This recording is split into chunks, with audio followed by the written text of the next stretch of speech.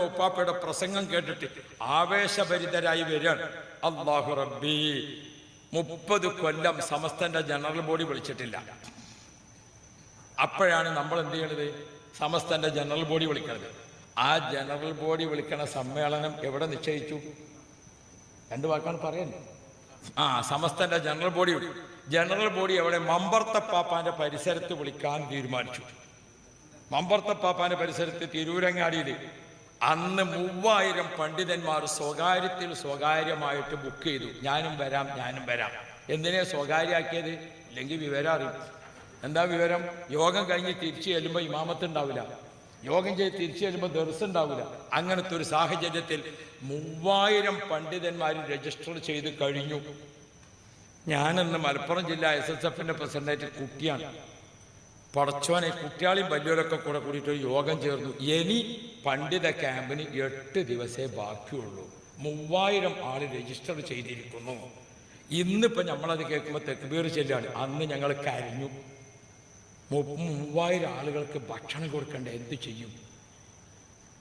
ഇന്ന് 3000 ആളുണ്ടെന്ന് പറഞ്ഞാൽ ഞാൻ ഏറ്റെടുക്കും ഭക്ഷണം. കണ്ടിട്ട് ഇങ്ങനെ ഓരോരുത്തരും, ഒരാചാര്യൻ്റെ മണക്കടവൻ ആചാര്യം എന്നുണ്ട്, അയാളെടുത്ത് ചെന്നിട്ട് പറഞ്ഞു, ആചാര്യ മറ്റോളപ്പം പറയണ്ടേ 30 ആളും കൂടി ഇവിടെ ഉണ്ടാവൂല എന്ന് നമ്മളെ കളിയാക്കി കൊടുക്കുക. അപ്പൊ ആചാര്യത്ത് ചെന്നിട്ട് പറഞ്ഞു, 3000 പണ്ഡിതന്മാർക്ക് 3 ദിവസം ഭക്ഷണം കൊടുക്കണം. ഇയാളോട് നയിച്ചു. 3000 പണ്ഡിതന്മാർ നമ്മളെ നാട്ടിൽ വരുന്നുണ്ടോ?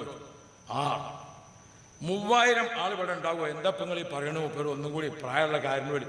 3000 പണ്ഡിതന്മാർ വരും. അദ്ദേഹം ഒരു കോൺഗ്രസ് അനുഭാവിയാണ്. ഒരു 3000 പണ്ഡിതന്മാർ ഇവിടെ വരുന്നുണ്ടാവും. കുഞ്ഞായ്മാജി, 3000 പണ്ഡിതന്മാർ വരുന്നുണ്ട്. അതുകൊണ്ടാണ് ഉസ്താദന്മാരപ്പം ഞാൻ വന്നത്. അവർക്ക് ഭക്ഷണം കൊടുക്കണമെന്നോ മൂപ്പരെടുത്തേക്ക് പറഞ്ഞു, 15 പോത്ത് ഞാൻ തരാം. ആ 15 പോത്തുകളെ കൊണ്ടുവന്നത് ഒരു രംഗാണ്. ചെമ്മാട്ടങ്ങാടിൻ്റെ അങ്ങേ തലക്കെ കൊണ്ടുപോയിട്ട് നിർത്തി നമ്മൾ 15 പോത്തുകളെ. എന്നിട്ട് എന്ത് ചെയ്തു? നിങ്ങൾ അങ്ങാടിയിൽ മുഴുവനും നമ്മളെ കളിയാക്കുന്ന ആൾക്കാർ കാത്തു നിൽക്കുകയാണ്. 15 പോത്തിനെ ഒന്നിച്ചു കൊണ്ടുപോയില്ല. ഒരു പോത്ത് ഇങ്ങനെ പോയി. അപ്പം മൂരികളിങ്ങനെ നോക്കിയിരുന്നു. രണ്ടാമത്തെ പോത്ത് പോയി, പിന്നെയും പോയി. മൂരികളിങ്ങനെ നോക്കുക, പോത്ത് ഇങ്ങനെ പോകുക. എന്ത് കാഴ്ചയായിരുന്നു പറയുന്നത് നിങ്ങൾ? ഈ മലപ്പുറത്ത് വല്ലാത്തൊരു സംഭവമായിരുന്നു.